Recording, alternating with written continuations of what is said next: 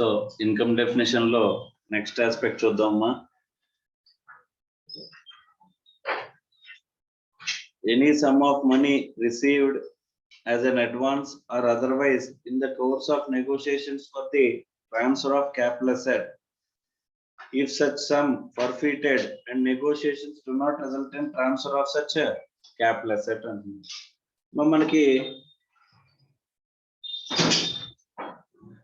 capital asset ని మనం గనక ట్రాన్స్ఫర్ చేస్తే capital asset ని ట్రాన్స్ఫర్ చేస్తే వచ్చేది ఏమంటారమ్మా, క్యాపిటల్ రిసిట్ అంటాం, అంతేనా. ఆ క్యాపిటల్ రిసిట్ లోంచి కాస్ట్ మనం తీసేస్తే వచ్చేదాన్ని మనం ఏంటమ్మా, క్యాపిటల్ గెయిన్, అంతేనా. Yes or no. కానీ ఈ క్యాపిటల్ అసెట్ ఏదైతే ఉంటుందో, క్యాపిటల్ అసెట్ ని ట్రాన్స్ఫర్ చేసుకోవడం కోసం మనం ఏం చేసామంట, ఒక అగ్రిమెంట్ లోకి ఎంటర్ అయ్యామంట. మా ట్రాన్స్ఫర్ అయిపోతుందా అగ్రిమెంట్ రాస్తే, అవుతుందా అవుదా. సో ఇక్కడ ఏమైందంటే, సపోజ్ నీ ప్రాపర్టీ నేను మీకు అమ్మేస్తానని చెప్పానమ్మా. చెప్తే మీరు నాకు కొంత అడ్వాన్స్ ఇచ్చారు. పూర్తి పేమెంట్ ఎప్పుడు చేస్తానన్నారంట, 2 months తర్వాత చేస్తానన్నారంట. ఓకే, సో 2 months తర్వాత ట్రాన్స్ఫర్ చేస్తానంటే, 2 months తర్వాత డబ్బులు ఇస్తానంటే నేను అగ్రిమెంట్ రాసి ఇచ్చాను. అగ్రిమెంట్ లో క్లియర్ గా మెన్షన్ చేశాను ఏమని, 2 months లోపు కనుక మీరు పేమెంట్ ఇవ్వకపోతే మీరు ఇచ్చిన డబ్బుల్ని ఫర్ఫిట్ చేసేస్తాను. ఏంటది, ఫర్ఫిట్ అంటే తిరిగి ఇవ్వను అని చెప్పి అందులో అగ్రిమెంట్ లో రాశానంట. Okay, so as you guess మీరు ఏం చేశారంటే 2 months లో పే చేయడంలో ఫెయిల్ అయ్యారంట. ఓకే, అప్పుడు నేను ఏం చేశాను, ఆ అమౌంట్ ని ఫర్ఫిట్ చేశానంట. దీన్ని క్యాపిటల్ రిసిట్ అంటామా, రెవెన్యూ రిసిట్ అంటాం. మా క్యాపిటల్ అసెట్ ని ట్రాన్స్ఫర్ చేస్తే వచ్చే డబ్బుల్ని క్యాపిటల్ రిసిట్ అంటారు, కానీ క్యాపిటల్ అసెట్ ని ట్రాన్స్ఫర్ చేయకుండా ఫర్ఫిట్ చేసిన డబ్బుల్ని క్యాపిటల్ రిసిట్ అంటారా. Yes or no. దేనికి అగనెస్ట్ గా వచ్చింది డబ్బులు, అయ్యి క్యాపిటల్ అసెట్ కి అగనెస్ట్ గానే కదా వచ్చింది. ఇంకా అంటే అందులో కండిషన్స్ మీరు ఫుల్ఫిల్ చేయకపోవడం వల్ల మీరు ఏం చేయాల్సి వచ్చింది, ఫర్ఫిట్ చేయడం వల్ల ఫర్ఫిట్ చేయాల్సిన అవసరం వచ్చింది. ఇప్పుడు దీన్ని క్యాపిటల్ రిసిట్ అంటామా, రెవెన్యూ రిసిట్ అంటామా అమ్మా. ఉన్నాయి 2 ఆప్షన్స్ అమ్మా, కొత్తది తీసుకురాదు. ఓకేనా, right. Capital receipt, revenue receipt, it is still capital receipt, it is still capital receipt. ఓకేనమ్మా. అయినా సరే ఇక్కడ మెన్షన్ చేశాడు కాబట్టి ఇన్కమ్ అనే డెఫినేషన్ లో అలా ఫర్ఫిట్ చేసుగా వచ్చిన డబ్బుల్ని ఏం చేద్దాం అంటున్నాడమ్మా, ట్యాక్సబుల్ చేద్దామని చెప్పేసి ఇన్కమ్ డెఫినేషన్ లో యాడ్ చేశాడు. కాబట్టి ఇక్కడ మనం ఏం చేయాలంట, ట్యాక్సబుల్ చేయాలంట. కానీ ఏ హెడ్ లో ట్యాక్సబుల్ చేస్తాం, క్యాపిటల్ గెయిన్స్, క్యాపిటల్ గెయిన్స్ అమ్మా. Yes or no. అంటే ఇది స్పెసిఫిక్ గా అదర్ సోర్సెస్ లో ఇంక్లూడ్ చేసాడంట అమ్మా. ఇందులోనే అదర్ సోర్సెస్ లో స్పెసిఫిక్ గా ఇంక్లూడ్ చేసాడంట. సార్ ఎక్కడ ఇంక్లూడ్ చేస్తాడు సార్, చార్జబిలిటీ సెక్షన్. మనం మాట్లాడుకున్నాం కదా, ప్రతి హెడ్ ఆఫ్ ఇన్కమ్ కి ఒక చార్జబిలిటీ సెక్షన్ ఉంటుంది. ఆ చార్జబిలిటీ సెక్షన్ లో ఏవైతే ఇన్కమ్స్ కవర్ అవుతాయని చెప్తారో ఆ హెడ్ లో అవే ఇన్కమ్స్ కవర్ అవుతాయని చెప్పేసి మాట్లాడుకున్నాం కదమ్మా. Yes or no. సో కాబట్టి అదర్ సోర్సెస్ లో స్పెసిఫిక్ గా ఇక్కడ ఈ ఇన్కమ్ ని కవర్ చేసాడంట. కాబట్టి అదే హెడ్ లో మనకి ట్యాక్సబుల్ అవుతుందంట. అర్థమైందా. Next, assistance in the form of subsidy or grant or cash incentive or duty drawback or waiver or concession or reimbursement by central government or state government or any authority or body agency in cash or in kind to the assessee అని చెప్పేసి అంటున్నాడు. అంటే government grant కానీ subsidy కానీ by what ever the name call drawback కానీ waiver కానీ ఏదైనా పేరుతో మీకు బెనిఫిట్ అంటూ ఇస్తుంది. అంటే డ్యూటీ డ్రాబ్యాక్ అంటే ట్యాక్సెస్ తీసుకోరు. లేకపోతే మీకు ఏమిటంటారంటే, మీరు ఎంప్లాయ్మెంట్ క్రియేట్ చేస్తే కనుక మేము ఏం చేస్తాం, మీ శాలరీస్ లో 25% మేము డబ్బులు ఇస్తాము అని చెప్పేసి అన్నారు. సో అది గ్రాంటే. సో ఇలా వచ్చిన గ్రాంట్స్, సబ్సిడీస్ ఇవన్నింటినీ కూడా ఏం చేస్తున్నాడంటమ్మా, ట్యాక్స్ చేస్తాడంట. అది ఇన్కమ్ కింద కన్సిడర్ చేస్తున్నాడమ్మా. Is it clear or not? Right sir. ఇక్కడ ఎక్సెప్ట్ ద ఫాలోయింగ్ అంటున్నాడమ్మా. The following shall not be considered to be income. ఇవి ఇన్కమ్ కింద కన్సిడర్ చేయను అంటున్నాడు. అంటే ఈ రెండు ఇక్కడ చెప్పిన 2 ఎగ్జామ్షన్, మిగతా అన్ని కూడా గవర్నమెంట్ నుంచి వచ్చిన సెంట్రల్ గవర్నమెంట్ నుంచి కానీ స్టేట్ గవర్నమెంట్ నుంచి కానీ ఎనీ లోకల్ బాడీ నుంచి కానీ ఎనీ అథారిటీ నుంచి కానీ మీకు వస్తే కనుక అన్ని కూడా ఏమవుతాయంట taxable. The subsidy or grant or reimbursement which is taken into account for determination of actual cost of the asset in accordance with the explanation 10 to section 43(1) అంటున్నాడు. మనకి ఇక్కడ ఏమంటున్నాడంటే ఒక గ్రాంట్ వచ్చింది. ఆ గ్రాంట్ దేనికి ఇచ్చాడంటే అసెట్ కి అగ్నెస్ట్ కి ఇచ్చాడంట. నార్మల్ గా అకౌంటింగ్ స్టాండర్డ్ 12 లో మనం నేర్చుకున్న గవర్నమెంట్ గ్రాంట్స్ లో ఒక అసెట్ కి అగ్నెస్ట్ గా కనుక గ్రాంట్ వచ్చినట్లయితే దాన్ని ఏం చేస్తామమ్మా, కాస్ట్ ఆఫ్ ది అసెట్ నుంచి మైనస్ చేస్తాం, అంతేనా? Yes or no? So cost of the asset నుంచి మైనస్ చేసే చోట అదే సిచ్యువేషన్ అమ్మేది. ఓకే, అక్కడ సెక్షన్ చెప్పాడు కానీ ఆ సెక్షన్ మీకు ఇప్పుడు తెలియాల్సిన అవసరం లేదు. కానీ మీకు తెలియాల్సింది ఏంటి, ఒక అసెట్ కి అగనెస్ట్ గా గ్రాంట్ ఇస్తే కనుక అసెట్ వాల్యూ నుంచి తగ్గిస్తాం కాబట్టి డిప్రిసియేషన్ కూడా తక్కువ క్లెయిమ్ అవుతుంది కదా, అవునా కదా? కాబట్టి దాన్ని ఇన్కమ్ కింద కన్సిడర్ చేయొద్దు అంటున్నాడు. దాన్ని ఆ గ్రాంట్ అసెట్ కి అగనెస్ట్ గా ఇచ్చిన గ్రాంట్ ని which is reduced from the cost of the asset ఏదైతే ఉంటుందో దాన్ని ఇన్కమ్ కింద కన్సిడర్ చేయకండి అని చెప్పేసి అని అన్నాడు. సార్ అది వేరే విధంగా మాట్లాడుకుని అది ఇన్కమ్ అవుతుంది అంటే P&L లోకి వస్తుంది. ఎలాగా?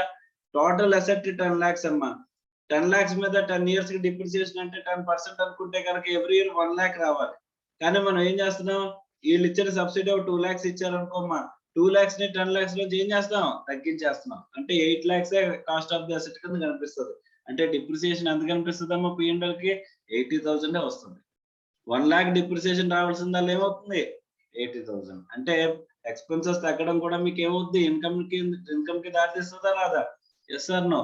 అంటే ఈ గ్రాంట్ కూడా టాక్సబుల్ అవుతుంది. ఎలాగా? Over the period of 10 years, అంతేనా? Yes or no? ఇప్పుడు 1 lakh డిప్రిసియేషన్ క్లెయిమ్ చేస్తే ప్రాఫిట్ తగ్గుతుందా పెరుగుతుందా? తగ్గుతుంది. అది 80,000 క్లెయిమ్ చేస్తే పెరుగుతుంది. అంటే టు దట్ ఎక్స్టెంట్ 20,000 అంటే టాక్సబుల్ అవుతున్నట్టనా? అంటే ఎక్కడ ఓవర్ ద పీరియడ్ టాక్సబుల్ అవుతుంది. అమ్మా మీకు గ్రాంట్ ఆర్ సబ్సిడీ ఏదైనా వచ్చినట్లయితే అది ఏమవుతుందంట, it is going to be taxable. అర్థమైందా? కాకపోతే గ్రాడ్యువల్ గా ట్యాక్స్ అవుతుందా, ఒకేసారి ట్యాక్స్ అవుతుందా అనేది ఇది మనం చూసుకోవాలి. అదే ఒక అసెట్ కి అగనెస్ట్ గా ఇస్తే కనుక అందులో చేంజ్ చేస్తాం, కాస్ట్ లోంచి మైనస్ చేస్తాం. కాబట్టి అక్కడ మళ్ళీ దాన్ని ఇన్కమ్ కింద డైరెక్ట్ గా తీసుకుని ట్యాక్స్ చేయొద్దు అని చెప్పాడు. Is it clear or not?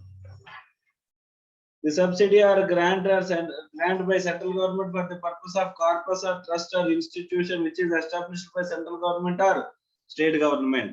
Central government state government establish చేసిన ట్రస్ట్ కి ఏదైతే కార్పస్ అంటే స్పెసిఫిక్ పర్పస్ కోసం ఇచ్చిందని కార్పస్ అంటారు.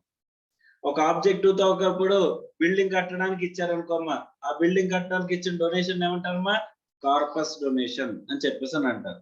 అలా central government state government start చేసిన ఇన్స్టిట్యూషన్స్ కి వాళ్ళే కనుక కార్పస్ గానీ ఏదైనా ఫండ్ ఇచ్చినట్లయితే దాన్ని ఆ సెంట్రల్ గవర్నమెంట్ ఆర్గనైజేషన్స్ లో మళ్ళీ దేనికి తీసుకోరంట, ఇన్కమ్ కింద తీసుకోరంట. అర్థమైందా? సో అలా కాదు సార్, నేను ఒక బిజినెస్ యూనిట్ ఎస్టాబ్లిష్ చేసుకున్నాను సార్, నాకు గవర్నమెంట్ సబ్సిడీ ఇచ్చింది సార్, ఇదేమవుతుందమ్మా, is it taxable or not? అది అసెట్ కింద అసెట్ కి అగనెస్ట్ గా ఇచ్చిందా, అసెట్ కి అగనెస్ట్ గా ఇవ్వలేదా అని చెప్పేసి చూస్తాం. అసెట్ కి అగనెస్ట్ గా ఇస్తే అసెట్ వాల్యూలో తగ్గిస్తాం, అప్పుడు మళ్ళీ ఇన్కమ్ కింద తీసుకోం. అలా కాకుండా ఇంక ఎనీ అదర్ సార్, నేను ఒక 100 కోట్లు కనుక ఇక్కడ క్యాపిటల్ పెడితే 20 కోట్లు నాకు గ్రాంట్ ఇస్తానన్నారు సార్, సబ్సిడీ ఇస్తానన్నారు సార్, అంటే ఇది ఏ గ్రాంట్ అవుద్దమ్మా, క్యాపిటల్ గ్రాంట్. అంతేనా? క్యాపిటల్ గ్రాంట్ అనా? నార్మల్ గా అకౌంటింగ్ స్టాండర్డ్ 12 లో అయితే కనుక మనకి ఏం చెప్తారంటే ఎలాంటి క్యాపిటల్ గ్రాంట్ ని క్యాపిటల్ రిజర్వ్ లో చూపించమంటారు. అంతమ్మా, క్యాపిటల్ రిజర్వ్ లో చూపించమంటారు. కాకపోతే ఇన్కమ్ ట్యాక్స్ యాక్ట్ ప్రకారం దాన్ని ఏం చేయాలంటే తీసుకెళ్లి ఇన్కమ్ కింద మనం చూపించాలంట. అర్థమైందా? Is it clear or not? మా ఇన్కమ్ ట్యాక్స్ యాక్ట్ ప్రకారం వచ్చిన ప్రాఫిట్ కి అకౌంటింగ్ ప్రాఫిట్ కి డిఫరెన్స్ ఉంటుందా ఉండదమ్మా? ఆబ్వియస్ గా ఉంటుంది. అది మనం ఎక్కడ నేర్చుకున్నాం, అకౌంటింగ్ స్టాండర్డ్ 22 లో మనం మాట్లాడుకున్నాం. గుర్తుందా గుర్తులేదా? ఎస్. సో కాబట్టి ఇక్కడ ఈ గ్రాంట్ ఆర్ సబ్సిడీ అనేది ఏమవుతుంది, మీరు అకౌంట్స్ ప్రకారం P&L లో చార్జ్ చేసినా చార్జ్ చేయకపోయినా సరే ఇక్కడ ఇన్కమ్ అంటున్నాడు కాబట్టి ఖచ్చితంగా ఏం చేయాలి, ఇన్కమ్ ట్యాక్స్ అనేది చార్జ్ చేస్తామంట. అర్థమైందా? What are the exceptions for the grants or subsidies given by central government, state government or local authority or any other institution or authority అని చెప్పేసానంటే ఓన్లీ 2. అసెట్ కి అగ్నెస్ట్ గా ఇచ్చిన grant central government or state government establish చేసిన trust or institution కి central government or state government ఇచ్చిన corpus donations. అర్థమవుతుందా? అవి తప్ప మిగతా అన్నిటిలో కూడా ఏమైపోతుందంట, that is taxable. Is it clear or not? అర్థమైందమ్మా? Next, fair market value of the inventory which is converted into or treated as a capital asset. So అంటే మనం ఇంతకు ముందు స్టాక్ కింద చూపించుకునే వాళ్ళం అంట. ఓకే, సపోజ్ నేనేం చేశానంటమ్మా, ల్యాండ్స్ ని కొని అమ్మడం నా బిజినెస్ కింద పెట్టుకున్నాను. నన్ను ఏ బిజినెస్ చేస్తున్నట్టారమ్మా, రియల్ ఎస్టేట్ బిజినెస్, అంతేనా? రైట్. అయితే నేను కొన్ని ల్యాండ్స్ అమ్మేసిన తర్వాత ఇంక ఈ బిజినెస్ ఆపేద్దాం అనుకుంటున్నాను. ఈ బిజినెస్ ని ఆపేద్దాం అని చెప్పేసి అని అనుకుంటున్నానంటమ్మా. సో ఇప్పుడు ఏమైందంటే కనుక ఈ బిజినెస్ ని ఆపేద్దాం అని చెప్పేసి డిసైడ్ అయినప్పుడు నా దగ్గర కొన్ని ల్యాండ్స్ ఉండిపోయినాయి అంట. మరి నేను ల్యాండ్స్ అమ్మడం అనేది నా బిజినెస్ అనుకుంటే కనుక ఇక్కడ నా దగ్గర మిగిలిపోయిన ల్యాండ్స్ నేను ఎందులో చూపిస్తాను, స్టాకే కదమ్మా. Yes or no? ఇప్పుడు ఆ స్టాక్ లో నాకు కొన్ని ల్యాండ్స్ ఉన్నాయంటమ్మా. ఈ ల్యాండ్స్ నేను బిజినెస్ ఆపేస్తున్నాను కదా ఇక్కడతో, అవునా కదా? అప్పుడు ఇంకా స్టాక్ అలాగే ఇంకా కంటిన్యూస్ గా చూపించుకోవాలా? బిజినెస్ ఉంటే స్టాక్ చూపిస్తావా, బిజినెస్ లేకపోయినా స్టాక్ చూపిస్తావా? బిజినెస్ ఉంటేనే స్టాక్ చూపిస్తావు, అంతే కదమ్మా. ఈ స్టాక్ ని ఎందులోకి కన్వర్ట్ చేశానంటే నేను ఫిక్స్డ్ అసెట్స్. ఇందులో కన్వర్ట్ చేస్తాను, అర్థమైందా? సో ఈ ఫిక్స్డ్ అసెట్స్ లో కన్వర్ట్ చేస్తే ఆ కన్వర్ట్ చేసిన దాన్ని మనకేమంటున్నాడమ్మా, ఇన్కమ్ అంటున్నాడంట. సార్ కన్వర్ట్ చేసిన దాన్ని ఇన్కమ్ ఎలా అవుతుంది సార్? ఈ రోజున నీ దగ్గర కన్వర్ట్ చేసిన రోజున ఫెయిర్ మార్కెట్ వాల్యూ తీసుకోమంటున్నాడంట. ఏం తీసుకోమంటున్నాడు? కన్వర్ట్ చేసిన రోజున ఫిక్స్డ్ అసెట్స్ లో కన్వర్ట్ చేసిన రోజున ఫెయిర్ మార్కెట్ వాల్యూ తీసుకోమన్నాడంట. నిజంగా నువ్వు అసెట్ కొన్నట్లయితే అని చెప్పేసి. ఓకే, సో అంటే నీ స్టాక్ నువ్వు అమ్మేస్తున్నావు అని చెప్పేసి తీసుకోమంటున్నాడమ్మా. ఎవరికి అమ్మేస్తున్నావు? నీకే అమ్మేసుకుంటున్నావు. ఆ స్టాక్ ని నీకే నువ్వే అమ్ముకుంటున్నావు అంట. అర్థమైందా? బయట వాడి దగ్గర నుంచి కొంటున్నప్పుడు ఏ వాల్యూకి అయితే కొంటావో అదే స్టాక్ ని, లేదా నువ్వు అమ్మేటప్పుడు ఎవరికైతే అమ్ముతావో ఎంతకైతే అమ్ముతావో దాన్ని ఏమంటారమ్మా, ఫెయిర్ మార్కెట్ వాల్యూ అంటారు. అంతేనా? Yes or no? Clear? Okay, ఇప్పుడు ఈ స్టాక్ కొన్నప్పుడు నాకు ఏదైనా కాస్ట్ ఉంటుంది కదమ్మా. ఇప్పుడు కన్వర్ట్ చేసిన రోజున డేట్ ఆఫ్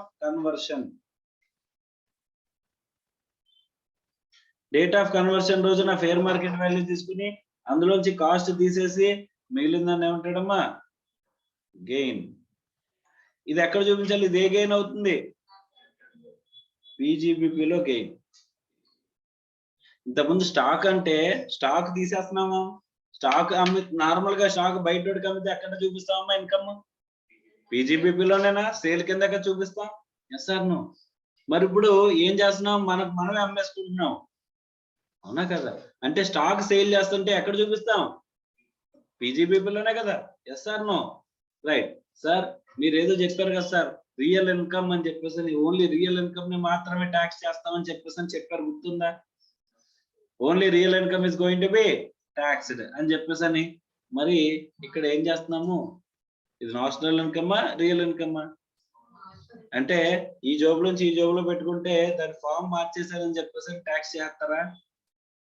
ఏం చేశాను? స్టాక్ లో ఉన్నదాన్ని ఫిక్స్డ్ అసెట్ అని చెప్పేసి మార్చుకుంటున్నాను, బిజినెస్ ఆపేసాను అని చెప్పేసి. ఇప్పుడు ఇలా కన్వర్ట్ చేసుకోవడాన్ని దాన్ని ఏమంటున్నారమ్మా మీరు? ఇన్కమ్ అని చెప్పి దాని మీద ఇన్కమ్ మీద ట్యాక్స్ ఏమని చెప్పేసి చెప్తున్నారు. Is it clear or not? Yes or no? ఇప్పుడు ఫిక్స్డ్ అసెట్ అని చెప్పేసి మీ బుక్స్ లో ఎంతకు రాస్తారమ్మా? ఫిక్స్డ్ అసెట్ అని ఎంతకు రాస్తారు? ఈ ఫెయిర్ మార్కెట్ వాల్యూ ఏదైతే మనం సేల్ వాల్యూ కింద కన్సిడర్ చేసామో ఆ వాల్యూని ఇక్కడ ఫిక్స్డ్ అసెట్ కి చేసుకుంటాం. ఓకే, ఒకవేళ ఈ ఫిక్స్డ్ అసెట్ నమ్మాను అనుకోమ్మా, ఇప్పుడు నా దగ్గర స్టాక్ ఉన్నప్పుడు 7 lakhs ఉండేదమ్మా స్టాక్. ఈ స్టాక్ ని ఫెయిర్ మార్కెట్ వాల్యూ అంటే నేను కొన్నప్పుడు 7 lakhs, కానీ ఇక్కడ డేట్ ఆఫ్ కన్వర్షన్ రోజున 10 lakhs అయింది. ఫెయిర్ మార్కెట్ వాల్యూ ఎంత? 10 lakhs అంట. ఇప్పుడు కాస్ట్ ఎంత? 7 lakhs. తీసేస్తే సేల్ ఎంత చూపిస్తానమ్మా నేను? సేల్ ఎంత చూపిస్తాను? 10 lakhs చూపించాలి. 10 lakhs కదా పీజీబీపీలో సేల్. ఇక్కడ కాస్ట్ ఎంత చూపిస్తుంది? Opening stock 7 lakhs, closing stock ఇంకేం ఉండదు, అంతే కదా? సో అలాంటప్పుడు ప్రాఫిట్ ఎంత కనిపిస్తుంది? 3 lakhs. ఇది ఎక్కడ కనిపిస్తుంది? పీజీబీపీలో కనిపిస్తుంది, అంతేనా? ఇప్పుడు ఈ ప్రాపర్టీని నేను ఇక్కడ అసెట్స్ లో ఎంతకు చూపించుకుంటాను? 10 lakhs. ఒకవేళ నేను దీన్ని 15 లక్షలకి అమ్మాను అనుకో, మా తర్వాత ఎప్పుడైనా అప్పుడు ఏమవుతుంది? క్యాపిటల్ గెయిన్స్ వస్తుంది, అంతేనా? ఒక క్యాపిటల్ అసెట్ ని ట్రాన్స్ఫర్ చేస్తే వచ్చేది క్యాపిటల్ గెయిన్స్. ఇక్కడ ఎంత ట్యాక్సిబుల్ అవుతుందమ్మా? 5 lakhs.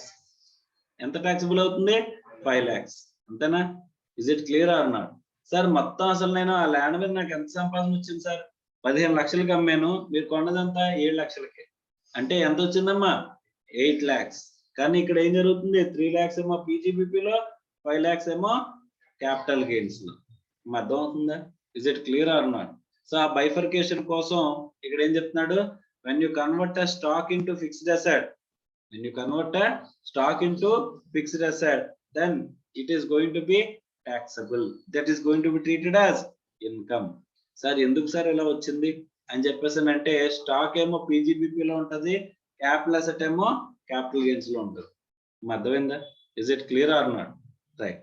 సార్ ఒకవేళ ఆపోజిట్ చేస్తే, ఫిక్స్డ్ అసెట్స్ ని స్టాక్ లోకి తీసుకొస్తే, నేను నా దగ్గర బిల్డింగ్స్ కొని అమ్ముదాం అని చెప్పేసి బిజినెస్ స్టార్ట్ చేద్దాం అనుకున్నానంట. బిల్డింగ్స్ కొని అమ్ముడితే కొంచెం ఎక్కువ ప్రాఫిట్ వస్తుంది అని చెప్పేసి నేను బిల్డింగ్స్ కొని అమ్ముదాం అని అనుకుంటున్నానంట. దానికి ఎక్కడి నుంచో స్టార్ట్ చేయడం ఎందుకు, కొత్తగా బిల్డింగ్ కొనడం ఎందుకు? నా దగ్గర ఒక బిల్డింగ్ ఉంది కదా, ఆ బిల్డింగ్ నే ఫస్ట్ నేను స్టాక్ కింద, ఫస్ట్ బిజినెస్ కింద స్టార్ట్ చేద్దాం అని చెప్పేసి నేను నా దగ్గర ఉన్న బిల్డింగ్ నే స్టాక్ లో కన్వర్ట్ చేస్తానంట. ఆ బిల్డింగ్ నా బుక్స్ లో ఇదేంలో ఉంటదమ్మా? ఫిక్స్డ్ అసెట్ లో ఉంటది. అర్థమైందా? సో ఫిక్స్డ్ అసెట్ లో ఉన్నదాన్ని ఇప్పుడు నేను దేనిలో తీసుకురావాలి? స్టాక్ లో తీసుకురావాలి. మరి తీసుకొస్తే ఏం చేస్తారు సార్? ఇక్కడ స్టాక్ ని ఫిక్స్డ్ అసెట్స్ లో తీసుకెళ్ళినప్పుడు ఏం చేస్తారు? పీజీబీపీలో ఇన్కమ్ అన్నారా? అలాగే స్టాక్ ఫిక్స్డ్ అసెట్స్ ని స్టాక్ లో తీసుకొచ్చినప్పుడు క్యాపిటల్ గెయిన్స్ అంటారు. ఏమంటారు? Capital gains. అర్థమైందా? సో అది క్యాపిటల్ గెయిన్స్ లో ఉన్నందుకు ఇది ప్రొవిజన్ కొత్తగా యాడ్ చేశారన్నమాట. అర్థమైందా? Stock to fixed assets to stock ని క్యాపిటల్ గెయిన్స్ అన్నారు కాబట్టి ఇక్కడ స్టాక్ టు ఫిక్స్డ్ అసెట్ ని పీజీబీపీ ఇన్కమ్ కింద చెప్పారంట. Is it clear or not? అర్థమైందా? Shall we move forward? Clear. So income అనే డెఫినేషన్ లో దీన్ని స్పెసిఫిక్ గా యాడ్ చేయడం జరిగింది. Clear? Shall we move forward?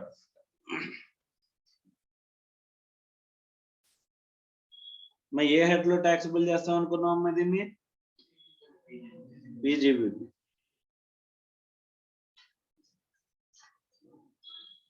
అవును, ఇక్కడ సబ్సిడీ ఆర్ గ్రాంట్ అనేది ఇక్కడ వచ్చింది కదమ్మా, దాన్ని ఎక్కడ ట్యాక్సిబుల్ చేద్దాం అనుకుంటున్నాం? ఇఫ్ బిజినెస్ కి అగెనెస్ట్ గా వస్తే కనుక పీజీబీపీలో అమ్మా, if it is not your business అనుకుంటే కనుక అదర్ సోర్సెస్. అర్థమైందా? దానికి రిలేటెడ్ అసెట్ కానీ దేనికో దానికి అగెనెస్ట్ గా ఇస్తారు కదమ్మా సబ్సిడీ, అది ఎక్కడ చూపించామనే చూడండి. Okay, if it is PGBP then PGBP. If it is if your intention is not to do business, then other sources. Clear? Shall we move forward? Next. Any compensation or other payment due to or received by a person in connection with the termination of his employment or modification of his terms and conditions are relating thereto అని చెప్పేసి అంటున్నాడమ్మా. అంటే మా employment లో ఉంచినందుకు మనం salary earn చేస్తున్నామా, employment లో తీసేస్తున్న దానికి డబ్బులు ఇస్తారు ఎవరైనా? మిమ్మల్ని ఎంప్లాయ్మెంట్ నుంచి టర్మినేట్ చేస్తున్న దానికి కాంపెన్సేషన్ పే చేస్తారా మీకు? Yes or no? అగ్రిమెంట్ ని మీరు వైలేట్ చేసినా డబ్బులు తీసుకుంటారు, వాళ్ళు వైలేట్ చేస్తే మీకు డబ్బులు ఇస్తారు. ఇప్పుడు 10 years వరకు నా దగ్గర పనిచేయాలి, వేరే వాళ్ళ దగ్గర పని చేయకూడదు అని రాశారమ్మా. 5 ఏళ్ల తర్వాత మిమ్మల్ని భరించలేక బాబు వెళ్ళిపోరా బాబు అని చెప్పేసి దండం పెట్టి పంపించేస్తున్నారమ్మా. అంటే వెంటనే మీరు ఏం తీస్తారు? అగ్రిమెంట్ తీస్తారు. మీకు నచ్చినా నచ్చకపోయినా 10 ఏళ్ళు నన్ను భరించాలి, ఒకవేళ మధ్యలో తీసేస్తే కనుక నేను వెళ్ళిపోతే నీకు 5 లక్షలు ఇవ్వాలి, నువ్వు తీసేస్తే 10 లక్షలు ఇవ్వాలి అని చెప్పేసి రాసావు కదా, 10 లక్షలు తీయని అడుగుతారా అడగరా? ఓకే, మిమ్మల్ని భరించడం కంటే 10 లక్షలు ఇచ్చేయడం బెటర్ అని చెప్పేసి 10 లక్షలు ఇచ్చేసాను వెంటనే. Okay, I'm the employer of you. Okay, so ఇచ్చేస్తే ఆ డబ్బులు మీకు ఏమవుతాయి? జాబ్ చేయడం వల్ల వచ్చిన డబ్బులు అవుతాయా? రెవెన్యూ రిసిట్ అవుతుంది. అది ఏమవుతుందమ్మా? క్యాపిటల్ రిసిట్ అవుతుంది, అంతేనా? సో క్యాపిటల్ రిసిట్ ట్యాక్సిబుల్ అవుతుందా లేదా ఏమా?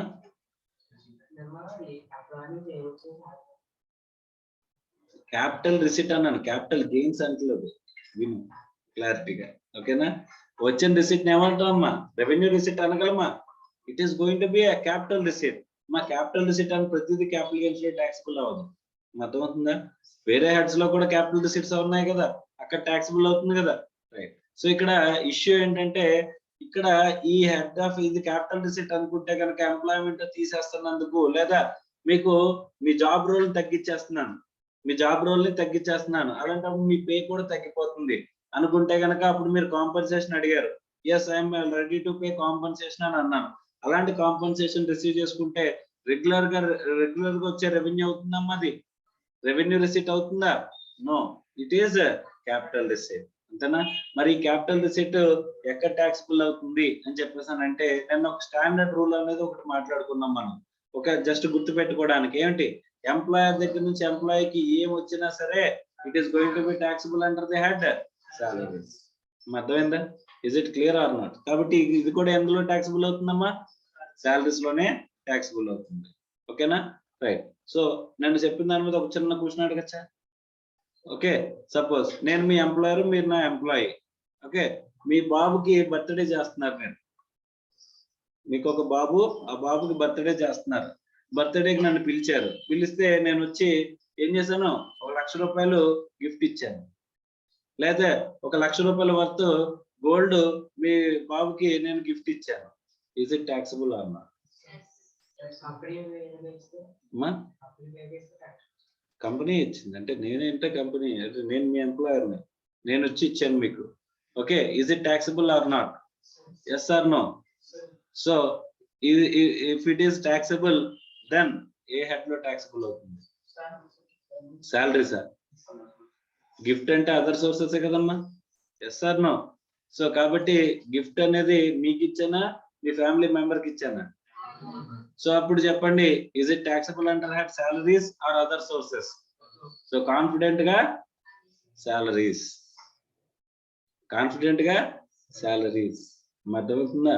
సో అంటే ఎంప్లాయర్ దగ్గర నుంచి ఎంప్లాయీ రిసీవ్ చేసుకున్నా, వాళ్ళ ఫ్యామిలీ మెంబర్స్ రిసీవ్ చేసుకున్నా, ఆ పర్టికులర్ గా మనకి ఏం గుర్తుపెట్టుకోవాలి? అక్కడ ఎంప్లాయీ ఉన్నంత వరకు వచ్చిన ప్రతిదీ కూడా ఎందులోకి వస్తుందమ్మా?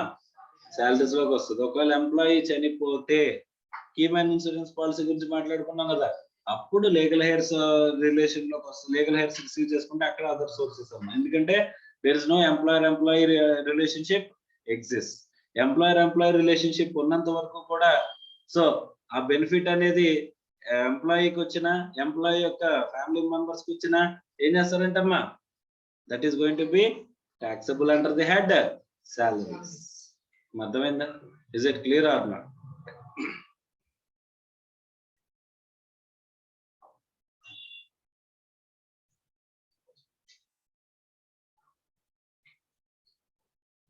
సో అమ్మా ఇదేనమ్మా ఇన్కమ్ డెఫినేషన్ అంటే, ఇదేనా ఇన్కమ్స్? ఇంకే ఇన్కమ్స్ ఉండవా అమ్మా? ఇది ఇల్లస్ట్రేటివ్ డెఫినేషన్, జస్ట్ ఎగ్జాంపుల్స్ మాత్రమే ఇచ్చారు. ఇన్కమ్ అంటే ఇదే ఇన్కమ్ అంటే this is not only income.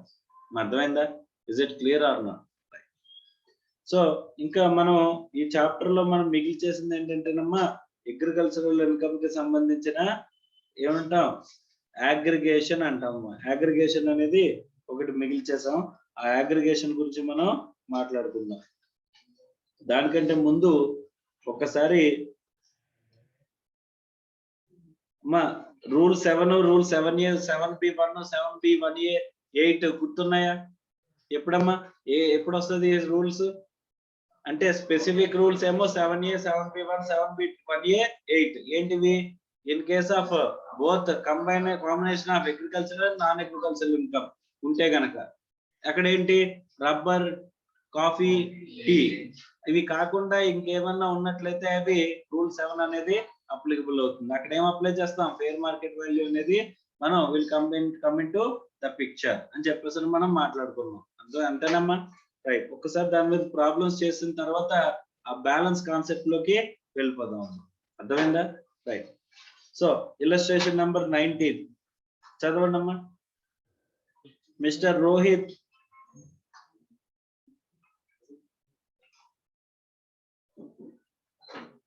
Mr. Rohit has a estate in rubber, tea and coffee in Kerala. He derives income from them. He has also a nursery wherein he grows plants and sells. For the previous year ending 31st March 2022, he furnishes the following particulars of his source of income from the estate and sale of plants. You are required to compute the taxable income for the assessment year 22-23. మీకు exam లో ఏ assessment year సంబంధించిన questions అడుగుతాడు అనేది ఒకసారి important అమ్మా. ఇప్పుడు మీరు రాస్తుంది ఏ అటెంప్ట్ అంటే మే 2022 ఆర్ నవంబర్ 2022 అనుకోండి. ఈ రెండు అటెంప్ట్స్ లో ఏదైనా రాస్తున్నారు అనుకోండి. ఓకే, సో మీకు ఇది ఏ అసెస్మెంట్ ఇయర్ లోకి వస్తాయమ్మా? రెండు కూడా assessment year 22-23. So assessment year 22-23 అయితే ఈ అసెస్మెంట్ ఇయర్ 22-23 కి సంబంధించింది ప్రీవియస్ ఇయర్ ఏముంటదమ్మా? So previous year 21-22. సో ఈ ప్రీవియస్ ఇయర్ లో ఎర్న్ చేసిన ఇన్కమ్ మీద ఇక్కడ మనం ట్యాక్స్ కడతాం కాబట్టి ఇక్కడ ఈ అసెస్మెంట్ ఇయర్ కి సంబంధించిన క్వశ్చన్స్ అనేవి మీకు వస్తాయంట. అర్థమైందా? రైట్ సార్, ఒక చిన్న డౌట్. మరి ఈ అసెస్మెంట్ ఇయర్ కి సంబంధించిన ట్యాక్స్ రేట్ అది తెలియాలంటే మనకి ఏం తెలియాలమ్మా? ఎక్కడ చూడాలి మనం ట్యాక్స్ రేట్స్ అవన్నీ కూడా? మనం ఇన్కమ్ ట్యాక్స్ లా గురించి మాట్లాడుకున్నప్పుడు income tax act, income tax rules, finance act, notifications and circulars, high court and supreme court judgements అని మాట్లాడుకున్నాం. అందులో ఏ పాయింట్ కి సంబంధించింది ఎక్కడ చూడాలని చెప్పేసి చూస్తే ట్యాక్స్ రేట్స్ కి సంబంధించింది ఫైనాన్స్ యాక్ట్ అని చెప్పేసి చెప్పారమ్మా. Okay right sir, finance act అంటే ఏం చేస్తారని చెప్పేసి అంటే ఏమనుకున్నామా? ఎవ్రీ ఇయర్ మనకి వస్తుంది ఫైనాన్స్ యాక్ట్. అంటే amendments to the income tax law will be done through ఏంటంటమ్మా ఫైనాన్స్ యాక్ట్ ద్వారా చేస్తామని చెప్పేసి మనం మాట్లాడుకున్నాం. అంతేనా? Yes or no? Right. So every year 1st ఫిబ్రవరి నాడు, ఇంతకుముందు ఎండింగ్ డే 28th ఫిబ్రవరి ఉండేదమ్మా. Modi government has changed it to 1st ఫిబ్రవరి. ఏం చేస్తారంట? బిల్ పెడతారంట. ఏంటిది? Finance bill. ఫైనాన్స్ బిల్ ఎక్కడ ప్రవేశపెడతారంటమ్మా? Before parliament. ఇది పార్లమెంట్ తర్వాత ఎక్కడ చర్చ జరిగిన తర్వాత ఎక్కడికి వెళ్తుంది? రాజ్యసభ. రాజ్యసభలోకి వెళ్ళిన తర్వాత అక్కడి నుంచి అక్కడ కూడా అప్రూవ్ అయిపోతే ప్రెసిడెంట్ అప్రూవల్. అదేంటి? President approval. So president approval కనుక పొందింది అని చెప్పేసి అని అనుకుంటే కనుక అప్పుడు ఏమవుతుందంటమ్మా? అప్పుడు అది ఒక యాక్ట్ కింద will come in to the picture. Okay, is it clear or not? Right sir, ఇప్పుడు అసెస్మెంట్ ఇయర్ 22-23 కి సంబంధించిన ట్యాక్స్ రేట్స్ అనేవి ఏ ఫైనాన్స్ యాక్ట్ లో చెప్తారు? ఇప్పుడు ప్రతి ఇయర్ ఫైనాన్స్ యాక్ట్ వస్తుంది కదా, ఏ ఫైనాన్స్ యాక్ట్ లో మనకి ఈ న్యూస్ గురించి చెప్తారు? Finance act 2021, 22, 23? ఫైనాన్స్ యాక్ట్ 2000 ఎంతమ్మా? 22 కాదమ్మా, 21. ఓకే, సో మనకి ఒక విషయం టీడీఎస్ గురించి చెప్పాను. ఏంటది? Tax deducted at source. Okay, so మనకి ట్యాక్సెస్ ఈ ప్రీవియస్ ఇయర్ లో ఎంతైతే ట్యాక్సెస్ అవుతాయి, ఎగ్జాంపుల్ సాలరీస్ తీసుకున్నాం అనుకోమ్మా. సాలరీస్ పే చేసేటప్పుడు ఏం చేయాలంట? ఆ ప్రీవియస్ ఇయర్ లో ఎంతైతే ట్యాక్స్ అవుతుందో వాడికి ఇన్కమ్ మీద ఆ ట్యాక్సే మనం డిడక్ట్ చేయాలంట. ఓకే, మరి అప్పుడు ఆ ప్రీవియస్ ఇయర్ లో సంబంధించిన ఇన్కమ్ మీద ట్యాక్స్ ఎంత అవుతుందో తెలియాలంటే అంతకు ముందే మనకి ఫైనాన్స్ యాక్ట్ లో రేట్స్ చెప్పాలా అవసరం లేదా? Yes or no? ఇప్పుడు 21-22 సంబంధించిన ఇయర్ కి ఎంత ట్యాక్స్, ఆ ఇయర్ లో ఎర్న్ చేసే ఇన్కమ్ కి మనం ఎంత ట్యాక్స్ అనేది పే చేయాల్సి వస్తుంది అనేది దేని మీద డిపెండ్ అయి ఉంటుందంటమ్మా? ఆల్రెడీ ముందే చెప్పిన ఫైనాన్స్ యాక్ట్. అంటే 2021-22 ఎప్పుడు స్టార్ట్ అవుతుంది? ఏప్రిల్ లో స్టార్ట్ అవుతుంది. ఏప్రిల్ లో స్టార్ట్ అవడానికి ముందే మనకి ఏం చేస్తారంటమ్మా? ఫైనాన్స్ యాక్ట్ లో రేట్స్ చెప్పేస్తారంట. ఏ రేట్స్ చెప్తారమ్మా? 22-23 అసెస్మెంట్ ఇయర్ కి, అలాగే దట్ ఈస్ 21-22 ప్రీవియస్ ఇయర్ కి. 21-22 ప్రీవియస్ ఇయర్ లో ఎర్న్ చేసిన ఇన్కమ్ కి ట్యాక్స్ అనేది ఎక్కడ కడతాం? 22, 23 అర్థమవుతుందా?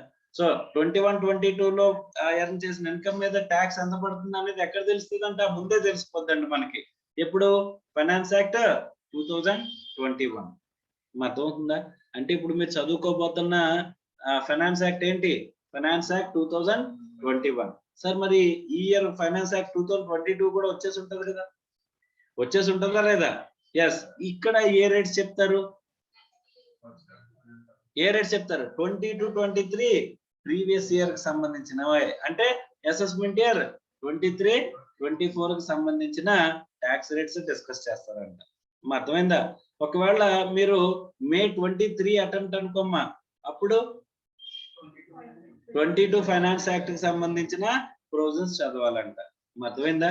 సో మేలో రాసే వాళ్ళు, నవంబర్ లో రాసే వాళ్ళకి ఏమొస్తుంది? ఫిబ్రవరి 2021 లో మనకి ఇంట్రడ్యూస్ చేసిన బిల్లు ప్రకారం ఫైనాన్స్ యాక్ట్ 2021 ప్రకారం మనం ఏం చూడాలి? ట్యాక్స్ రేట్స్ చూసుకోవాలి. ఓకేనా? Is it clear or not? Yes or no? Previous year start అవడానికి ముందే ఆ ప్రీవియస్ ఇయర్ లో ఎర్న్ చేసిన ఇన్కమ్ మీద ట్యాక్స్ ఎంత పడుతుంది అనేది ముందే చెప్పాల్సిన అవసరం ఉందా లేదా? Yes or no? ఎస్. అందుకోసం అని చెప్పేసి ప్రీవియస్ ఇయర్ స్టార్టింగ్ అవడానికి ముందే ఆ ఫైనాన్స్ యాక్ట్ కి సంబంధించిన రేట్స్ అనేవి మనకి చెప్తారంట. Is it clear or not? అర్థమైందా? సో ఇప్పుడు అసెస్మెంట్ ఇయర్ 22, 23 కి సంబంధించిన ట్యాక్స్ ఇక్కడ మనకి ఏం కనుక్కోమంటున్నాడమ్మా? Compute taxable income. మా ట్యాక్స్ అడుగుతున్నాడే, టాక్సబుల్ ఇన్కమ్ అడుగుతున్నాడు, ఓన్లీ టాక్సబుల్ ఇన్కమ్ అడుగుతున్నాడు. ఓకే. మ్యానుఫ్యాక్చర్ ఆఫ్ రబ్బర్ అంట. వీడికి మ్యానుఫ్యాక్చర్ ఆఫ్ రబ్బర్ ద్వారా వచ్చిన ఇన్కమ్ ఎంత? 6 lakhs. సార్ ఇది gross income, net income? Gross income, net income తెలుసా? అంటే ఎక్స్పెన్సెస్ తీసేసిన తర్వాత, ఎక్స్పెన్సెస్ తీయక ముందా చెప్పాడా చెప్పలేదా? చెప్పలేదు కదమ్మా. సో క్వశ్చన్ అంతా చదివితే మనకు క్లారిటీ వస్తుంది. పైన మనకి రబ్బర్ అనేసరికి 65% ఏమో అగ్రికల్చర్ ఇన్కమ్, 35% ఏమో బిజినెస్ ఇన్కమ్ అని అన్నారు కదా. అలాంటప్పుడు ఖర్చులు తీసేసిన తర్వాత, ఖర్చులు తీయకముందా గ్రాస్ ఇన్కమ్, నెట్ ఇన్కమ్ ని బైఫర్కేట్ చేయాలా? నెట్ ఇన్కమ్ ని బైఫర్కేట్ చేయాలా? గ్రాస్ ఇన్కమ్ ని బైఫర్కేట్ చేయాలా? ఆ రోజు నేను అడిగారా? ఎందుకు అడగలేదు అంటే అడగాలని ఆలోచన కూడా రాలేదు. అంతేనా? ఇప్పుడు క్వశ్చన్ చదవగానే ఆలోచన వచ్చిందా? సో ప్రాబ్లమ్స్ చేయడానికి, ప్రాబ్లమ్స్ ఎందుకు చేస్తామంటే ప్రొవిజన్ ని స్పెసిఫిక్ గా చదవాలి అంటే, స్పెసిఫిక్ గా మనకు అర్థం కావాలంటే ప్రొవిజన్ మనం ఏం చేయాలమ్మా? ప్రాబ్లమ్స్ అనేవి చేయాలి. ఇప్పుడు డౌట్ వచ్చిందా రాలేదా పోనీ? Yes or no? Right. Manufacture of coffee grown and cured, so 3,50,000. Manufacture and growing of tea 8 lakhs. Sale of plants in the nursery 2 lakhs. వీటికి వచ్చిన ఇన్కమ్స్ అంటమ్మా. ఓకే. సో ఇదే క్వశ్చన్ లేదు అంటే ఇన్కమ్స్ ని ఏ ఇన్కమ్స్ అంటే మనం అజ్యూమ్ చేసుకోవచ్చు? Net incomes. ఏంటవి? Net incomes. అర్థమైందా? మనం అప్లై చేయాల్సిన పర్సంటేజెస్ కూడా దేని మీద అప్లై చేయాలమ్మా? నెట్ ఇన్కమ్స్ మీద అప్లై చేయాలి. అర్థమవుతుందా? కావాలంటే పక్కన రాసుకోండి, నెట్ ఇన్కమ్స్. మిమ్మల్ని కన్ఫ్యూజ్ చేయడానికి క్వశ్చన్ లో, ఎగ్జామినేషన్ క్వశ్చన్ లో గ్రాస్ ఇస్తాడు, ఎక్స్పెండిచర్ ఇస్తాడు, నెట్ మిమ్మల్ని కనుక్కోమంటాడు. సో మీరేం చేయాలి? ఆ పర్సంటేజ్ డైరెక్ట్ గా తీసుకెళ్లి సేల్ వాల్యూస్ మీద అప్లై చేసేకండి, గ్రాస్ మీద అప్లై చేసేకండి. నెట్ ఇన్కమ్ క్యాలిక్యులేట్ చేసిన తర్వాత బైఫర్కేషన్ మీద చేయండి. అర్థమైందా?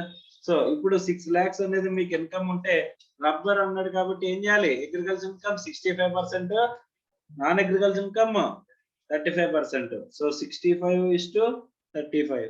తర్వాత కాఫీ గ్రోన్ అండ్ క్యూర్డ్.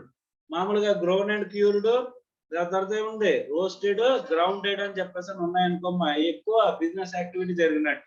అలా లేదనుకుంటే ఎక్కువ అగ్రికల్చర్ యాక్టివిటీ జరిగినట్టే కదా. అలాంటప్పుడు ఎంత పర్సెంటేజ్? 75:25. తర్వాత manufacture and growing of tea కనుక జరిగితే అక్కడ 60:40. మిమ్మల్ని కన్ఫ్యూజ్ చేయడానికి tea grown, cured, roasted, grounded అంటాడు, టీ అంటాడు. సో అర్థమైందా? ఆడు తప్పు రాసాడు అనుకోద్దా, టీ గురించే మాట్లాడుతున్నాడు. ఆ పక్కనంతా కూడా మిమ్మల్ని జస్ట్ ఏం చేస్తున్నాడు? డిబేట్ చేయడానికి చూస్తాడమ్మా. అర్థమైందా? రైట్. తర్వాత sale of plants grown in the nursery. మా నర్సరీలో మనకి ఏం చేస్తున్నాడంట? ప్లాంట్స్ సేల్ చేస్తున్నాడంట. If it is done in a commercial way, commercial activity అయితేనే అదేమవుతుంది, అదేమవుతుందమ్మా బిజినెస్ ఇన్కమ్, లేకపోతే అదంతా కూడా అగ్రికల్చర్ ఇన్కమ్. ఇక్కడ పర్సంటేజెస్ ఏమైనా ఉంటాయా, ఇక్కడ పర్సంటేజెస్ ఉంటాయా?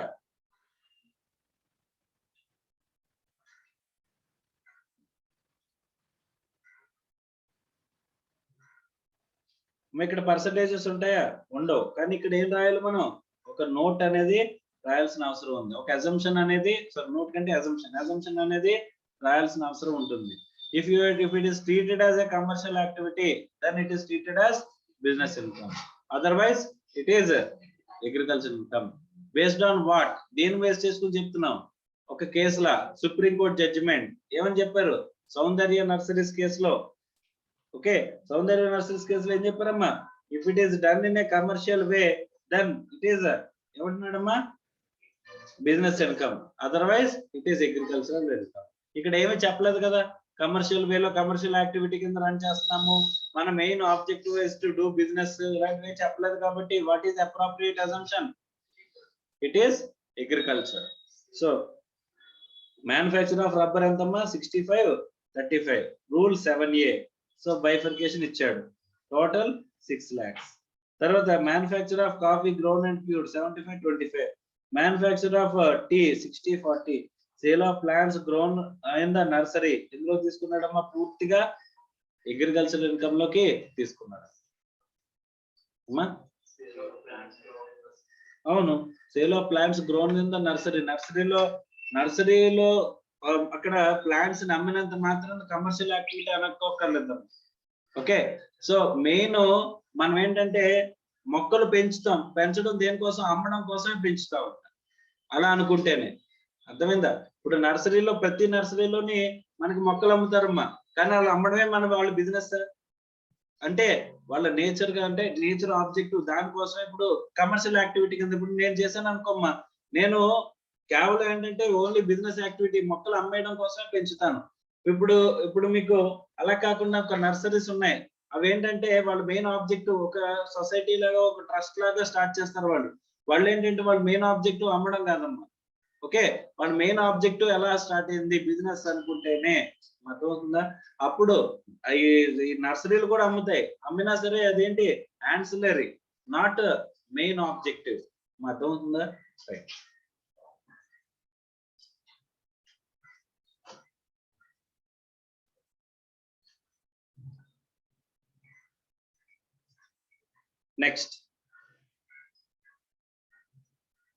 నెక్స్ట్ క్వశ్చన్ చూడండి.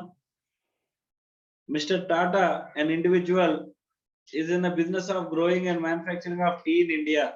Total income derived from activities for the year ended 31st March 2022 is 50 crores. వాళ్ళు ఎర్న్ చేసిన టోటల్ ఇన్కమ్ అంటున్నాడు, net income gross income, net income gross income. So అక్కడ ఇంకా క్లారిటీ ఇవ్వలేదు, కానీ టోటల్ ఇన్కమ్ అన్నాడు కాబట్టి నెట్ ఇన్కమ్ అని చెప్పేసి మనం అనుకోవచ్చు. Compute taxable income of the SSC for the assessment year 22-23. Will your answer be different if the SSC is carrying on manufacture of tea in India? ఇక్కడ ఏమంటున్నాడు, ఇక్కడ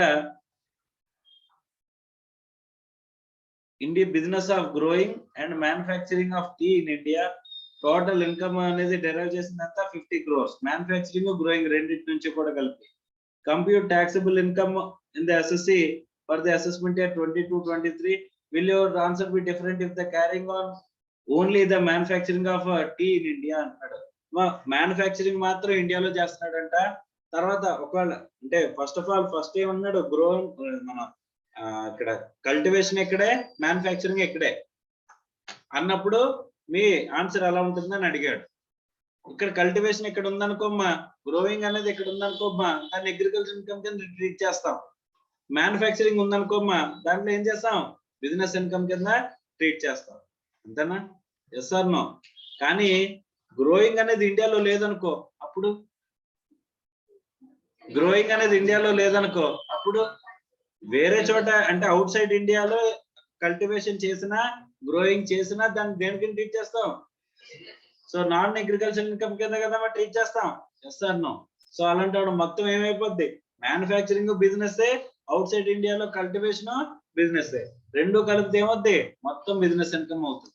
కానీ గ్రోన్ మ్యానుఫ్యాక్చరింగ్ రెండు ఇండియాలో జరిగితే గ్రోన్ వరకు అగ్రికల్చర్, తర్వాత మ్యానుఫ్యాక్చర్ వరకు బిజినెస్. అంతేనా? Yes or no? సో ఇప్పుడు చెప్పండి ఏం చేద్దాం? 50 crores ని ఫస్ట్ ఏ బిట్ ప్రకారం ఏం చేయాలమ్మా? 50 crores ని బైఫర్కేట్ చేయాలి. ఎలా బైఫర్కేట్ చేయాలి? టీ అన్నాడు కాబట్టి టీలో ఉన్నది ఒకటే 60-40, అంతేనా? 60% అంటే 30 crores. సో ఇక్కడేమో 20 crores. 60% agricultural business? మన 60% అగ్రికల్చరల్, తర్వాత ఇది business income. Only manufacturing in India చేసి గ్రోయింగ్ అనేది అవుట్ సైడ్ ఇండియాలో చేస్తే మొత్తం ఏమవుద్ది?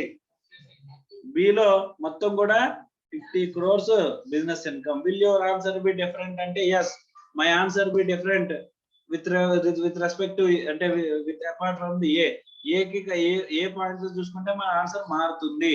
ఏమైనా మారుతుంది? Total income will be considered as business income. అర్థమైందా? Is it clear or not? Next, so దాన్ని డీటెయిల్ గా రాసాడు అంతేనమ్మా. ఓకేనా? మన ఆన్సర్ అదే అవుతుంది. సో ఇక్కడ entire sum of 50 crores shall be subject to tax under the head PGBP అన్నాడు. బి బిట్ అదే కదా మన ఆన్సర్ కూడానే. Yes or no? Next,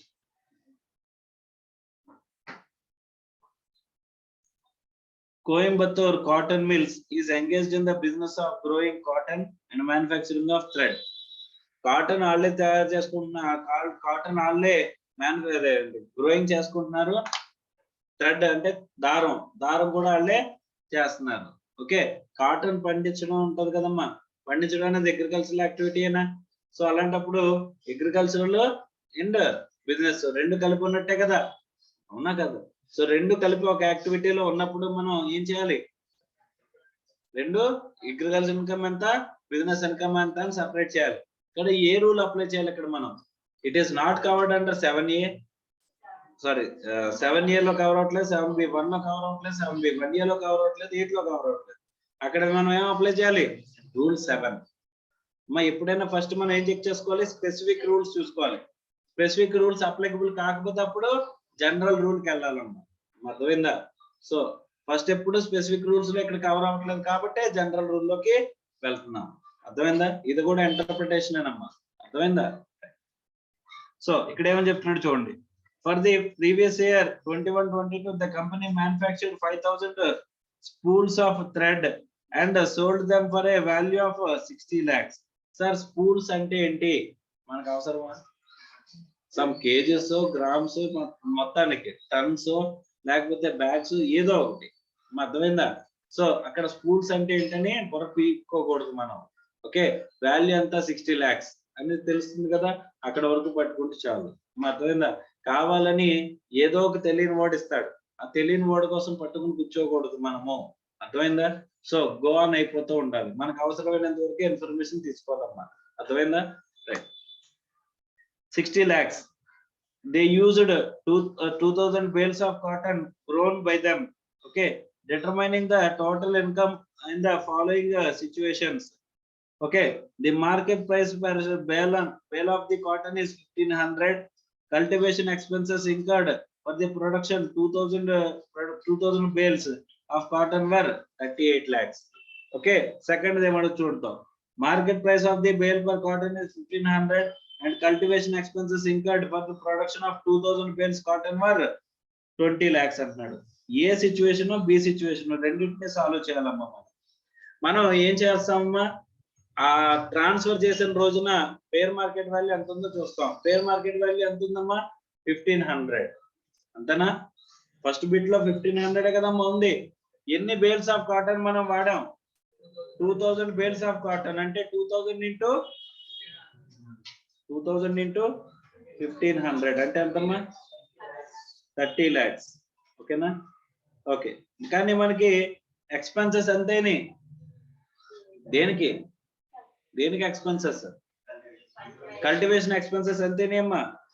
38 lakhs. అంటే అగ్రికల్చర్ ఇన్కమ్ లో ఏమొస్తుంది? సో ఎక్కువ రెగ్యులర్ గా అగ్రికల్చర్ లో లాస్ వస్తుందా ప్రాఫిట్ వస్తుందా? లాసే కదమ్మా వస్తుంది, అదే వచ్చింది.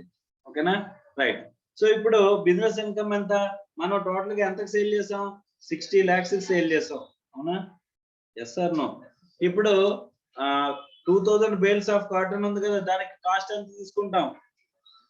కాస్ట్ ఎంత తీసుకోవాలి ఇక్కడ? 30 lakhs తీసుకోవాలంట. సార్ ఎందుకు సార్ 30 lakhs తీసుకోవాలి? మనం అమ్మిన దానికే కదా. సో మనం అంటే జస్ట్ ఫేర్ మార్కెట్ వాల్యూ ఎంత కన్సిడర్ చేసాం? అగ్రికల్చర్ ఇన్కమ్ లో 30 lakhs కాబట్టి ఇక్కడ ఎంత అయితే తీసుకున్నామో అదే ఇక్కడ తీసుకోవాలి. ఇప్పుడు బిజినెస్ ఇన్కమ్ ఎంత అవుతుంది? ఇంకా కల్టివేషన్ కదా. మ్యానుఫ్యాక్చరింగ్ ఎక్స్పెన్సెస్ చెప్పాడమ్మా? మా మ్యానుఫ్యాక్చరింగ్ ఎక్స్పెన్సెస్ చెప్పాడా? చెప్పలేదు. సో కాబట్టి రిమైనింగ్ 30 lakhs కూడా ఏమవుతుంది? బిజినెస్ ఇన్కమ్ కింద మనం మాట్లాడతాం, అంతేనా? Yes or no? అదే బి సిచ్యువేషన్ లో మనకి 2000 into 1500 అంటే ఎంత? 30 lakhs. 30 lakhs లో మనకి కల్టివేషన్ కాస్ట్ ఎంతమ్మా? 20 lakhs. అంటే ఇక్కడ ఏమవుద్ది? అగ్రికల్చరల్ లో ఇన్కమ్ వస్తుంది. ఎంత వస్తుంది? 10 lakhs. Okay, agricultural income. తర్వాత మనకి 60 lakhs టోటల్ సేల్ అనుకుంటే కనుక, సేల్ వాల్యూ అనుకుంటే మైనస్ ఇక్కడ కాస్ట్ ఎంత తీసుకోవాలి? ఇక్కడ కూడా 30 lakhs. ఏమన్నా మారుతుందా? సో బిజినెస్ ఇన్కమ్ ఎంత అవుద్దమ్మా? బిజినెస్ ఇన్కమ్ ఎంత అవుద్ది? 30. అర్థమైందా? దిస్ ఈస్ రూల్ 7 అప్లికేషన్, అంతేనా కదా?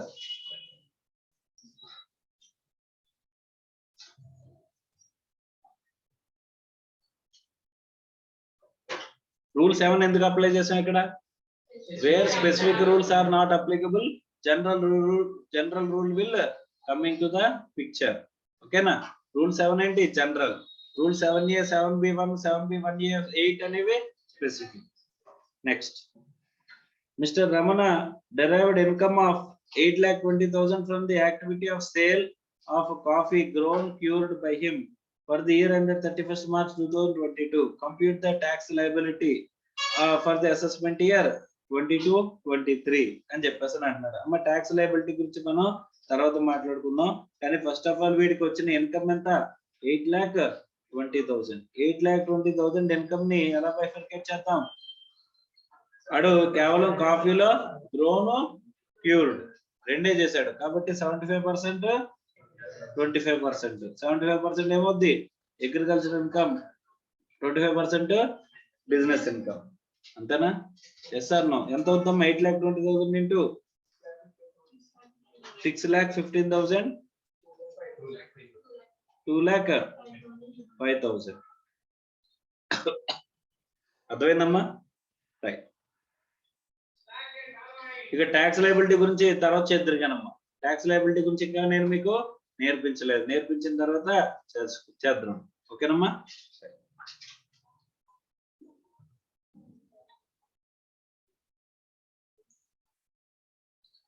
ఇప్పుడు మనం అగ్రికల్చర్ ఇన్కమ్ ని ఇండైరెక్ట్ గా ట్యాక్స్ చేస్తారు అని చెప్పేసి అనుకున్నాం కదమ్మా.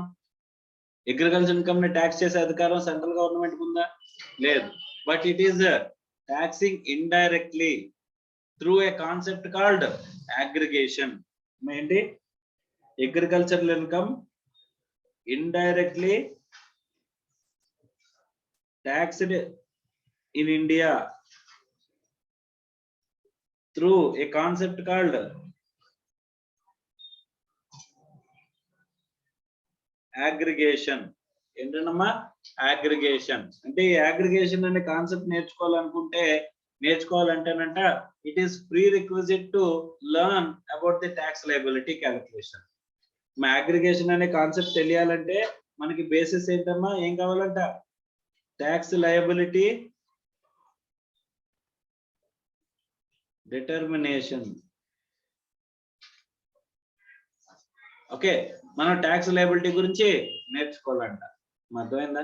ట్యాక్స్ లయబిలిటీ అనేది ఎలా చేయాలో నేర్చుకుందాం. కానీ ఫస్ట్ ఆఫ్ ఆల్ ఒక విషయం చెప్పండి.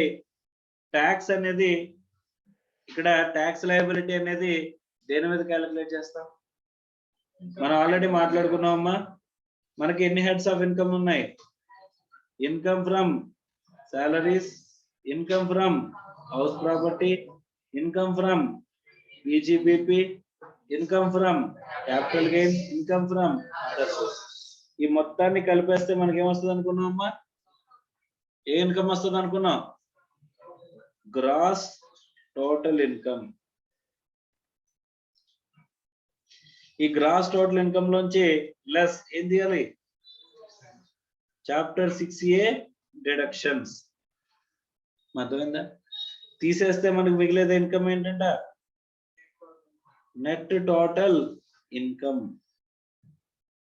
ఈ నెట్ టోటల్ ఇన్కమ్ మీద మనం ఏం చేస్తా ఉంటామా? ట్యాక్స్ లయబిలిటీ క్యాలిక్యులేట్ చేస్తాం. ఇదే కదమ్మా మనం మాట్లాడుకున్నది ఫార్మాట్. ఇప్పుడు ఇంకా మనం ఏం చేద్దామంటే ఈ ట్యాక్స్ లయబిలిటీని ఎలా క్యాలిక్యులేట్ చేయాలి అనేది మనం మాట్లాడుకుంటాం. అర్థమైందా? Is it clear or not? Right.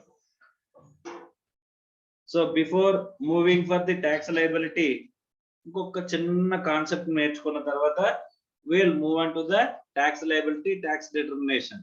అర్థమైందా? Right.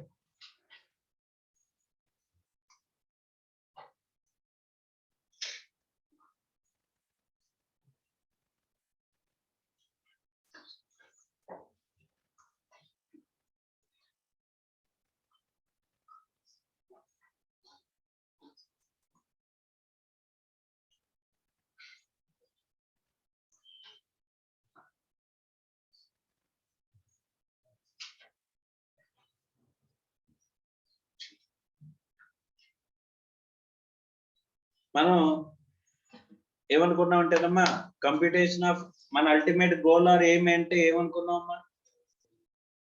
Ultimate goal or aim in the income tax అంటే ఏమనుకున్నాం? Computation of total income, calculation of tax liability. అది టోటల్ స్టేట్మెంట్ కింద వేసుకుందాం అని చెప్పేసి అనుకున్నాం. ఆ స్టేట్మెంట్ ఎప్పటికప్పుడు ఏం చేద్దాం అనుకుంటున్నాం? మాడిఫై చేద్దామని చెప్పేసి అనుకుంటామని చెప్పేసి అనుకున్నావా లేదా? Yes or no? దాన్ని ఎప్పుడైతే లాస్ట్ క్లాస్ అవుతుందో అక్కడి వరకు దాన్ని ఇంప్రూవ్ చేసుకుంటానే వెళ్తాం. అర్థమైందా? Yes or no? Right. So ఇప్పుడు ట్యాక్స్ రేట్స్ అనేవి ఎలా ఉంటాయి సార్ అని చెప్పేసి అంటే రెండు రకాలుగా ఉంటాయంట. Special tax rates or specific tax rates. And రెండోది ఏంటంటే general tax rates or normal tax rates. అర్థమవుతుందా? రైట్. సార్ ఈ స్పెషల్ ట్యాక్స్ రేట్స్ అనేవి ఎక్కడ చెప్తారు sir? Income tax act 1961. General గా ఈ స్పెషల్ రేట్స్ ఎక్కడ మెన్షన్ చేస్తారంటమ్మా? ఇన్కమ్ ట్యాక్స్ యాక్ట్ 1961. మరి general rates or normal rates అనేది ఎక్కడ మెన్షన్ చేస్తారంటమ్మా? Finance act. Finance act. అర్థమవుతుందా? Is it clear or not? అంటే మనకు వచ్చే ఇన్కమ్స్ లో కొన్ని ఇన్కమ్స్ మీద ఏం చేస్తారంటే ఇన్కమ్ ట్యాక్స్ యాక్ట్ లోనే స్పెసిఫిక్ గా రేట్స్ చెప్పేసి ఆ రేట్ మీద ట్యాక్స్ చేయాలని చెప్పేసి అని చెప్తున్నారంట. ఓకే, ఆ specific income tax rates apply చేస్తున్నారు. మళ్ళీ నార్మల్ అదే ఇన్కమ్ మీద నార్మల్ ట్యాక్స్ రేట్స్ అప్లికబుల్ అవుతాయా? అవ్వవు కదమ్మా. ఒక ఇన్కమ్ మీద ఒకసారి ట్యాక్స్ కడతామా, రెండు సార్లు ట్యాక్స్ కడతామా? ఒకసారే కదమ్మా ట్యాక్స్ కడతామని చెప్పేసి అనుకున్నాం. Yes sir no? సో కాబట్టి ఇక్కడ మనకు వచ్చిన ఇన్కమ్ ని మనం ఎన్ని రకాలుగా బైఫర్కేట్ చేసుకోవాలి? ఏమిటవి? Income taxable under special rates, తర్వాత income taxable under normal rates. అంతేనా? Yes or no? ఈ స్పెషల్ రేట్స్ మీద ట్యాక్సబుల్ ఇన్కమ్ ని బైఫర్కేట్ చేసి దీని మీద ఏం అప్లై చేస్తాం? స్పెషల్ రేట్స్ ఆఫ్ ట్యాక్స్ అనేది అప్లై చేస్తాం. ఇక్కడ ఈ ఇన్కమ్ ని బైఫర్కేట్ చేసి నార్మల్ రేట్స్ ఆఫ్ ట్యాక్స్ అనేది అప్లై చేస్తాం. ఈ నార్మల్ రేట్స్ ఎక్కడ దొరుకుతాయి? Finance act, respective finance act. ఈ స్పెషల్ రేట్స్ అనేవి ఎక్కడ దొరుకుతాయి? Income tax act. అంతేనా? Yes or no? సో ఇప్పుడు మనం computation of income and calculation of tax liability calculation అనేది వేసామనుకోమ్మా, ఇప్పుడు ఫార్మాట్ లో మనం యాడ్ చేయబోతున్నాం. జాగ్రత్తగా చూడండి. So computation of income and calculation of tax liability చేసినప్పుడు టోటల్ గా మనం ఇక్కడ శాలరీస్, హౌస్ ప్రాపర్టీ, ఇలా మనం ఇన్కమ్స్ అన్ని వేసుకుంటామా? వచ్చేదాన్ని ఏమంటామమ్మా? గ్రాస్ టోటల్ ఇన్కమ్ అని చెప్పేసి అనుకుంటున్నావా లేదా ఇప్పుడు? సో గ్రాస్ టోటల్ ఇన్కమ్ నుంచి ఇలా చాప్టర్ 6 డిడక్షన్స్ అనేవి మనం మైనస్ చేస్తే వచ్చేదాన్ని ఏమనుకున్నాం? ఈ నెట్ టోటల్ ఇన్కమ్ మీద మనం ఏం చేస్తాం అనుకున్నామా? ట్యాక్స్ క్యాలిక్యులేట్ చేస్తామని అనుకున్నావా లేదా? మరి ట్యాక్స్ క్యాలిక్యులేట్ చేయాలంటే మన దగ్గర ఎన్ని రేట్స్ ఉన్నాయి? 2 రేట్స్ ఉన్నాయి కదా. ఇప్పుడు ఇక్కడ వచ్చిన నెట్ టోటల్ ఇన్కమ్ ని ఎలా బైఫర్కేట్ చేయాలమ్మా? Income taxable under special rates. Next, income taxable under normal rates. అంతేనా? ఇప్పుడు ఈ రెండింటిని కలిపితే ఏమొస్తుంది? నెట్ టోటల్ ఇన్కమ్ రావాలి. రెండింటిని కలిపితే ఏం రావాలి? నెట్ టోటల్ ఇన్కమ్ రావాలంట. అర్థమైందా? Is it clear or not? Yes or no? So అంటే నెక్స్ట్ ఫార్మాట్ లో యాడ్ అయింది ఏంటి? నెట్ టోటల్ ఇన్కమ్ కాకుండా income taxable under normal rates, income taxable under special rates. ఇప్పుడు మనం ఏం చేస్తాం దీని మీద? Tax on income taxable under special rates, tax on income taxable under normal rates అని చెప్పేసి అని 2 రకాలుగా క్యాలిక్యులేట్ చేస్తాం. ఈ రెండింటిని కలిపేమనుకోమ్మా, అప్పుడు ఏమొస్తుంది? Total tax liability. Mummy total tax liability అనేది ఎలా వస్తుంది? Tax on special rates, tax on normal rates రెండు కలిపి రెండు ట్యాక్స్ అప్లై చేసి టోటల్ చేస్తే వస్తుంది టోటల్ ట్యాక్స్ లయబిలిటీ అనేది మీకు వస్తుంది అంట. అర్థమైందా? Is it clear or not? Yes or no? Shall we move forward?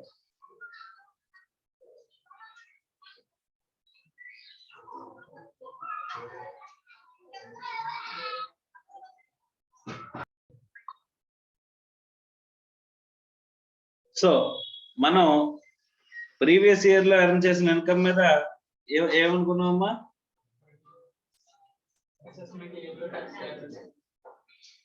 Previous year లో ఎర్న్ చేసిన ఇన్కమ్ మీద అసెస్మెంట్ ఇయర్ లో ట్యాక్స్ చేస్తారని చెప్పేసి చెప్పుకున్నాం కదా. ఎక్కడి నుంచి చెప్పుకున్నాం? అంటే ఏదో ఒక బేసిస్ ఉండాలి కదా. ఏదో ఒక బేసిస్ ఉండాలా లేదా? ఇన్కమ్ ట్యాక్స్ యాక్ట్ లో మనకి chargeability, basis of charge or chargeability, overall chargeability అమ్మేది సెక్షన్ 4. ఏంటిది? Section 4. Okay, charge of income tax అంటారు అన్నమాట. ఆ చార్జ్ ఆఫ్ ఇన్కమ్ ట్యాక్స్ ని బేస్ చేసుకుని, ఆ సెక్షన్ 4 ని బేస్ చేసుకుని మనం చెప్తున్న వర్డ్ ఏంటి, మనం చెప్తున్న ప్రొవిజన్ ఏంటి?